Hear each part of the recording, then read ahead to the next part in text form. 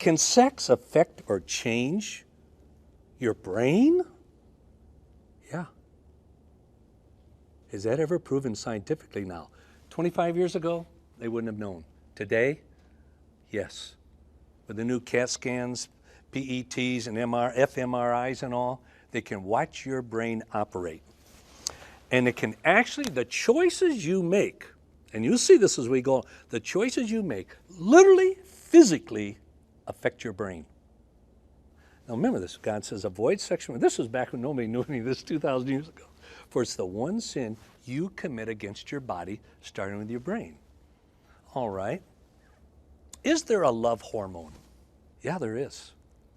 It's called oxytocin. You ever heard of it? You ought to. It's a major part of who you are, especially sexually. Oxytocin is often known as the cuddle hormone. That's kind of a pretty saying. It's a bonding hormone, and it's a chemical that your brain releases during sex and activity leading up to it. And what it does, this chemical when it's released produces caring, trust, and deep affection, especially on the part of the woman for the man, no matter who the man is.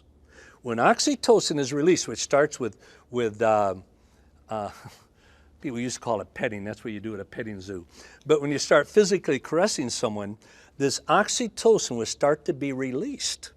And when it does, then that chemical starts to create a bond, an attachment to that other person, physically starting in the brain. That's why it's often called the bonding chemical. And recently on the TV movie House, it's about the medical doctor, and he wanted to continue this sexual relationship with this woman. So he took in a cup of coffee and knew she had a cup there. He sat down his, and when he left, he picked up hers and walked out. One of the other doctors saw him walk down and said, "House, what are you trying to do? What'd you put in there?" And he said, "This just the other night." He said, "Oxytocin."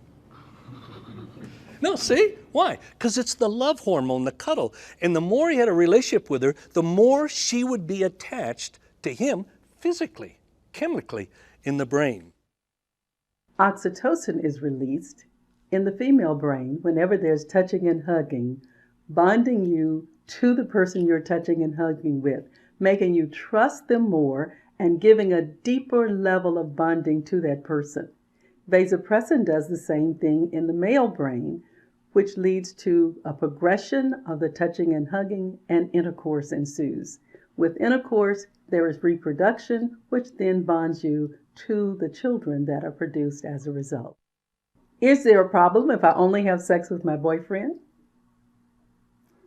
If you only have sex with your boyfriend, you must understand sex doesn't make a relationship, and you don't have to have sex to be in a relationship. You also need to understand that the younger you are when you have sex, the less likely that relationship is to be permanent, and therefore you will change boyfriends more than once. And the more people you have relationships with, the more you are exposing yourself to the possibility of sexually transmitted diseases, to pregnancy, and even to difficulty forming healthy relationships in the future. It's what produces a close, loving relationship. And as the relationship progresses, there's more oxytocin released, and it literally strengthens the relationship. And what they have found, that a couple who's been married a good number of years, the oxytocin is released is so much more than any kind of relationship a single person has. Because it takes a while to build that up into that really binding, connecting relationship physically, chemically. Remember when I said one of the reasons God created sex was a unity factor? Part of that is built right into our minds. To take that spiritual emotion and make it into one, in attachment and bonding to another person.